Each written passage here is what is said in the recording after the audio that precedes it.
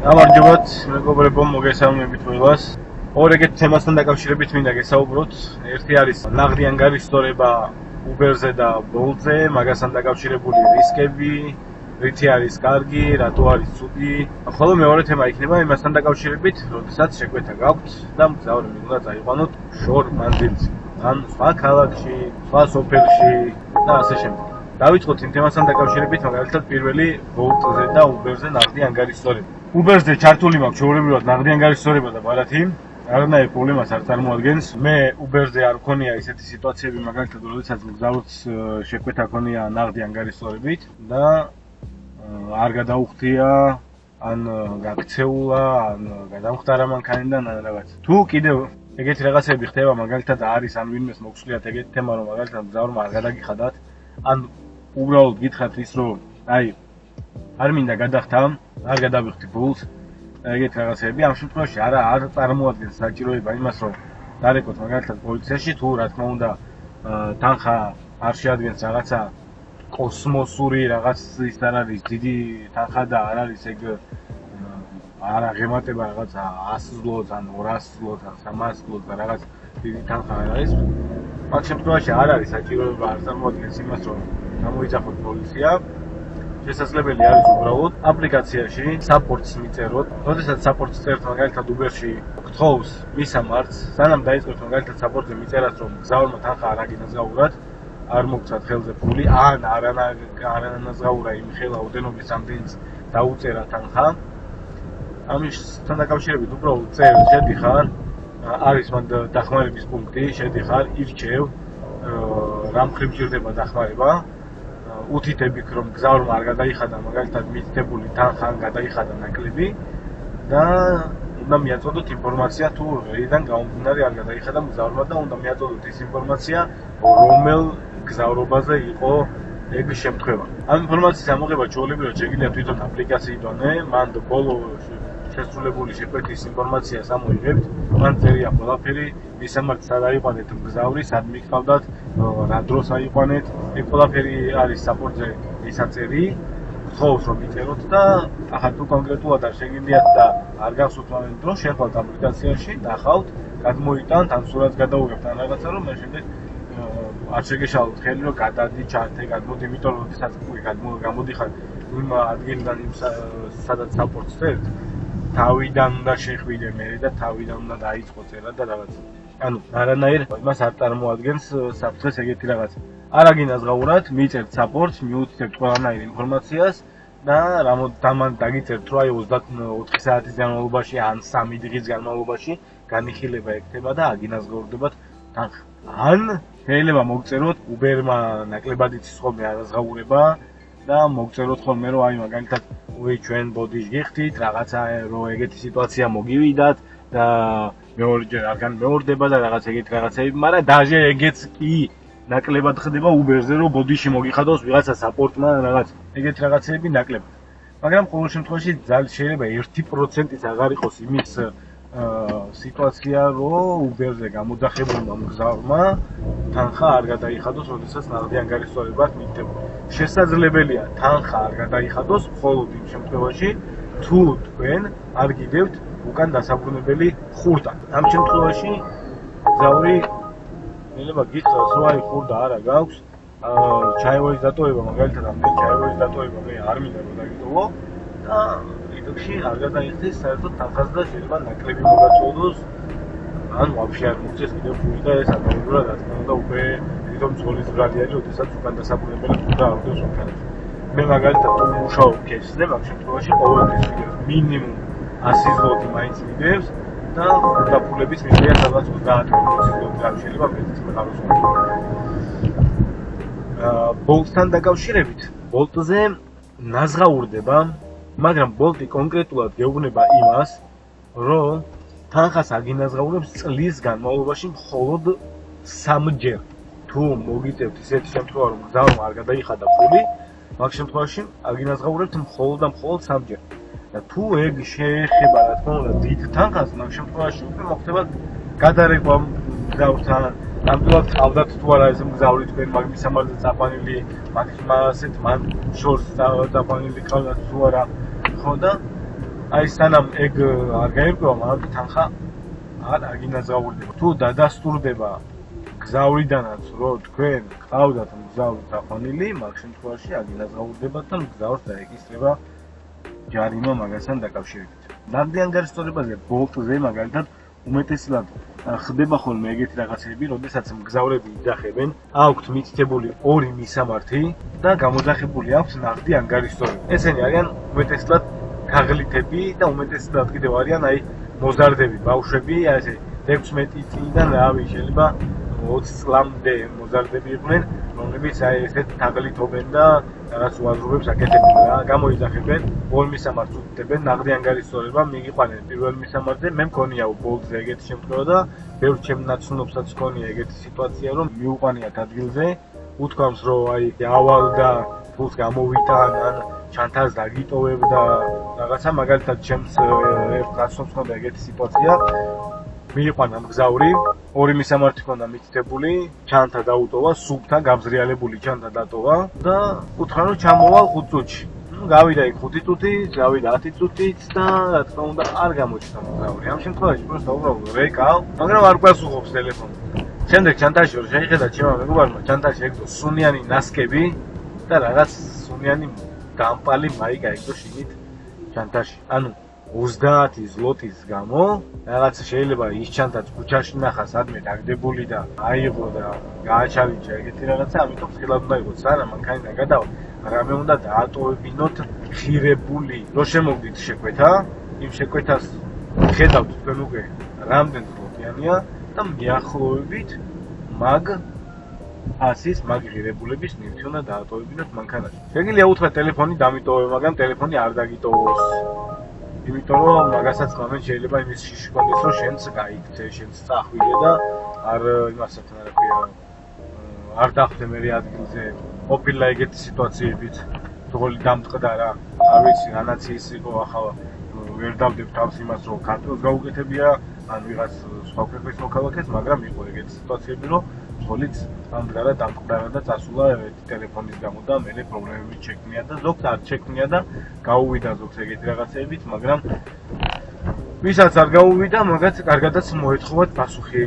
ასე რომ მეგობრებო, მე გირჩევთ ისეთ რაღაცას რომ თუ არის ნაღდიან გარსწორება, აქვს 2 მისამართი მითითებული.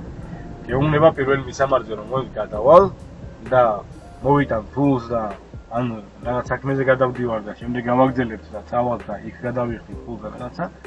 იქვე გადაახტევინეთ ან რაოდენობით თანხა დაატოვებინეთ. შეკვეთა რომ შემოგივიდა და იცით რომ 30 ზლოტიანია, უთხარი რომ დამიტოვე 30 ზლოტი და დაგელოდებ. თუ არაპირებ თანხის დატოვებას და რაღაცა მაშინ გადამიხადე, დავასრულებ, გადამიხადე, რაც დაიწერებოდა სხვა ტაქსი გამოიძახე და სხვა ტაქსს გაკეთე. აქ შეიძლება რაღაცა კონფლიქტი წარმოიქმნეს, მაგრამ ამ კონფლიქტის აქ არავის არ ეშინია, სუმაგარი კიდია ხალხს, იმიტომ რომ ყველანი ამ წუთას მე მაგალითად ამ წუთას ყველანაირი, აბსოლუტურად ყველანაირი საბუთი გამაჩნია და დიდი სიამოვნებით გაულამაზებ თავპირს, არ აქვს არანაირი პრობლემა. თუ საჭიროება მოითხოვა, რა თქმა უნდა. ეს იყო პირველი თემა. ახლა კიდე მეორე თემა მაგალითად, როდესაც შორ მანძილზე მიყავთ გზავრები.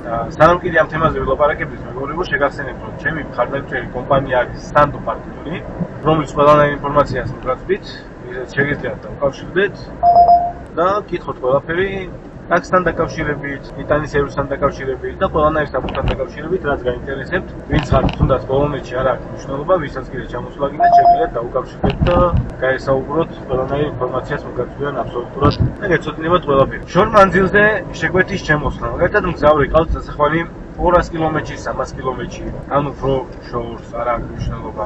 იმ შემთხვევაში თუ შეკვეთა არის ბარათზე, არანაირი პრობლემა არ არის. მიხვალ, გაისვამ გზავს, დახვალ, დაასრულებ, წამოხვალ უკან. მაგრამ ერთადერთი რა არის ახლა ამ სიტუაციაში? შორ მანძილზე უბერი დიდ კუშებს არ სწროულობს. ახლა მე მაგალითად გუში მყავდა გზავრი 140 კილომეტრში დავიყვანე, შეკვეთა რომ შემომივიდა იყო 186 ზლოტიანი და რომ მივიყვანე გზავრი და მისვა უბრალოდ ბოდიში 140 კილომეტრზე უნდა წამეყვანა, 386 ზლოტიანი იყო. და რომ მივიყვანე 40 ზლოტი კიდე მომაკლო და დამისვა 346 ზლოტი. პლუს მგზავრმა დამიტოვა კიდე 10 ზლოტი ჩაევალა. ახლა 140 კილომეტრი წაიყვან იქით 140 უკან 280 კილომეტრი. ანუ იმ შემთხვევაში, როდესაც ვარშავაში არის ძალიან დიდი საცობები, გუშინ მაგალითად იმ პერიოდში მომცადა შეკვეთა, რომ ვარშავაში იყო საგიჟე. მე კიდე მომიწია ლოცში წასვლა. მთელი გზა უნდა მეღო მაგისტრალი. მაგისტრალიდან რო გადავუხვიე, მომიწია სადღაც ალბათ 10 კილომეტრში შიგნით სოფელში შესვლა. ზუსტად საათი და 10 წუთში ჩავიყვანე მგზავრი. და ანალოგიურად საათი და 10 წუთი, ნუ 2 საათ ნახევარი თქვი, წადით ამოდი 2 საათ ნახევარი. 2 საათ ნახევარში ვარშავაში, იმ პერიოდში, როდესაც ძალიან დიდი საცობები არის, შანსი არ აქვს იმისი, რომ 2 საათ ნახევარში 350 ზლოტი გააკეთა. კი, კილომეტრაჟით ბევრი გავიარე, მომიწია 280 კილომეტრის გავლა, მაგრამ დროის ფაქტორში გავაკეთე ბევრი იმ დროსთან შედარებით, რა დროც მე მაგალითად მომიწევდა ვარშავაში მუშაობა. რო ჩამოვედი, კიდევ გავაგრძელე შემდეგ მუშაობა, თუმცა ეგ 300 კილომეტრი ჩემთვის საერთოდ არ იყო დამღლელი, იმიტომ რომ მაგისტრალზე ერთ დონეზე გიჭერია სიჩქარე, მიდიხარ 140, 150, საცობი ასად არ არის და გემრიელად ვიქავს. თუ კი შეკვეთა შემოგივიდა, არ აქვს მნიშვნელობა, რომელი აპლიკაცია იქნება, ეს იქნება Bolt-ი, Uber-ი, Freenow, არ აქვს მნიშვნელობა. შეკვეთა შემოგივიდა და მიდის შორ მანძილზე და არის ნაღდი ანგარიშსწორება. ამ შემთხვევაში მეგობრებო, რომ მიხვალთ მგზავრთან, მგზავრი რომ დაგხვდება და ჩაგიждდება მანქანაში, იქვე უნდა დაელაპარაკოთ იმაზე, რომ თანხა გადაიხადოს ადგილზე. რისკი არის იმასთან დაკავშირებით, რომ შეიძლება მგზავრი წაიყვანო, ჩაიყვანო ადგილზე, მგზავრმა მანქანაში გითხრას, რომ კი, ფული მიდევს, ნო, ჯიბეში და აი და წავედით და რაღაცა, მიდიხარ ადგილზე და ჩემი ფეხები. ფული აქვს, მგზავრიც გადავა, ვერაფერსაც ვერ უზამ. პირიქით შეიძლება აქითაც მოგდოს მე შარი და რავი 1000 ყლეობა რა, იმიტომ რომ არის რა ეგეთი სიტუაციები, მაგრამ ძალიან რედკია. მე არ მქონია მაგალითად სიტუაცია, რომ შორმანძილზე წამეყვანა მგზავრი და არ გადაეხადოს ფული, ეგეთი შემთხვევა არ მქონია. იმიტომ რომ ახლა მე ყოველთვის ისე ვიწყებ თემას, რომ როდესაც მგზავრი ჩამიждდება, წინასწარ ვართმევ ფულს რა. ანუ მაგის გამოცდილება მაქვს უკვე, რომ ანუ შორმანძილზე არ მქონია, მაგრამ აი პატარა მანძილებზე მქონდა ეგეთი სიტუაცია, რომ მგზავრი მიმიყვანია, 50 ზლოტიანი შეკვეთა იყო, არ გადაუხდია, გადასულა მანქანიდან მოვალ, არ მოსულა და ეგეთი რაღაცები და ან პროსტა იმ შემთხვევაში კიდე როდესაც დაბალი ტარიფია ხო 20 ზლოტიანია, 30 ზლოტიანია, უკვე დაჟე საპორტზეც უწერაც გეზარება, იმიტომ რომ დროს კარგა. შეიძლება ისეთ ადგილას გააჩერო პარკინგი არ იყოს, ვერ გაჩერდა. ვერ დაიწყო ჩიჩქნა და აი წერა და ეს რაღაცეები და ამიტომ მქონია სიტუაცია რომ არ გადაუხდია, მაგრამ დამიკიდებია რა, დამისრულებია და დამიკიდებია და როცა აი რომ დეზღაც გამხსენებია რომ აი სახში თუ მივსულა და რაღაცა რომ აი მგზავრმა არ გადამიხადა, მაგ შემთხვევაში კიდე შეიძლება მივწერო იმას რა საპორტს რა ესე და ეს მგზავრს არ გადაუხდია, მაგრამ ეგეთი სიტუაციები უმეტესწილად ხდება Bolt-ზე და არა Uber-ზე. Uber-ზე ძალიან რედკია, ძალიან და რავი, ბოლო პერიოდში საერთოდ არ გამიგია ეგეთი სიტუაცია, რომ ვინმეს არ გადაეხადა ფული. Bolt-ზე კი ბატონო, Bolt-ზე შენ შემოგება და მით უმეტეს ახალი დამწყებით ვარ, ენა თუ არ იცი და ვერ ელაპარაკები და ვერ ესაუბრები მგზავრს, ხო, ვერ აგებინებ, მაგალითად ამ პოლონური არის, ან ინგლისური არის და ვერ აგებინებ. შეიძლება ისე გაგიჩარიცოს და ისე გაგიქეთოს, რომ ვაფშე საერთოდ ვერ მივხვდე მაგი დაბრუნდება, არ დაბრუნდება და გადაგიხდის ფულს, არ გადაგიხდეს, საერთოდ ვერ მივხვდე მაგრაც.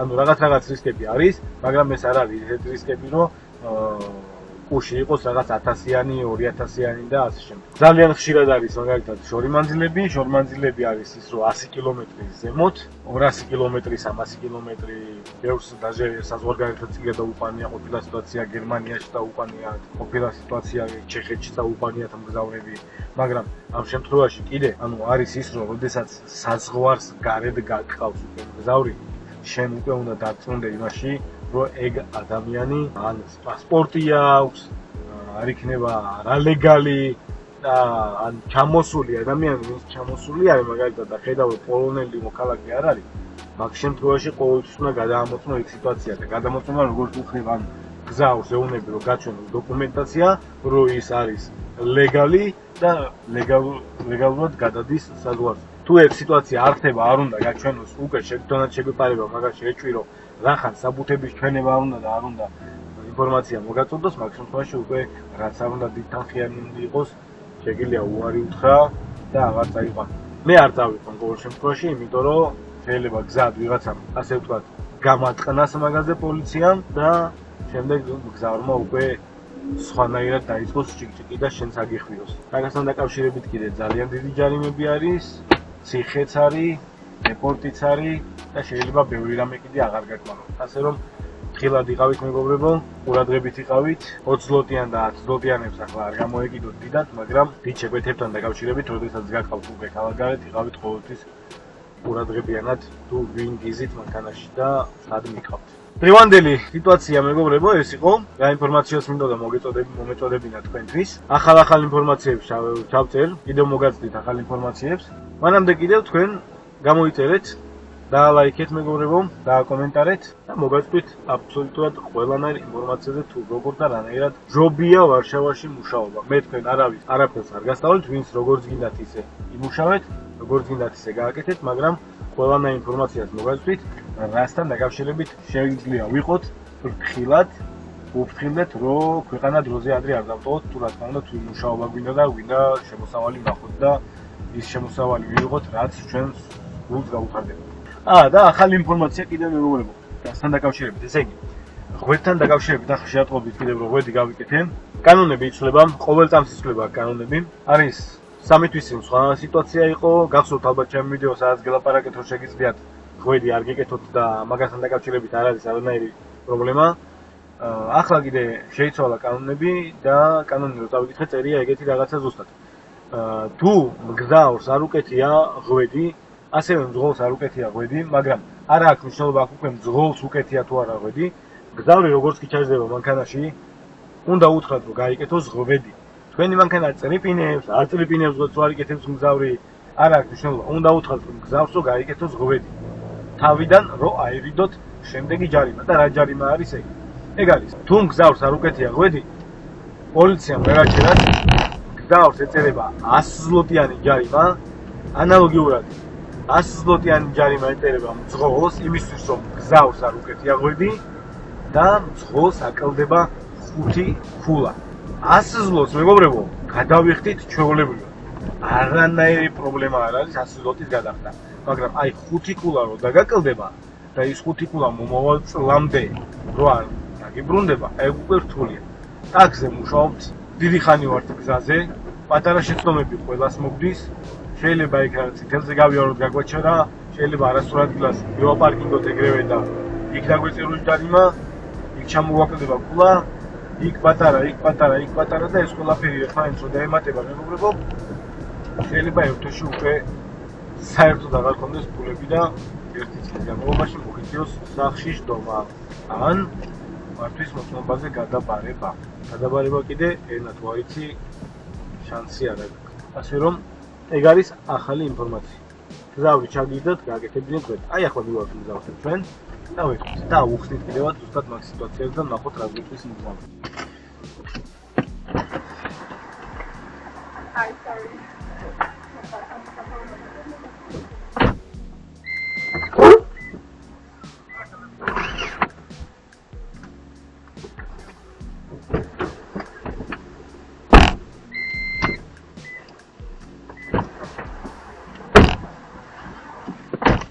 Katerina, tak? Katarina, tak.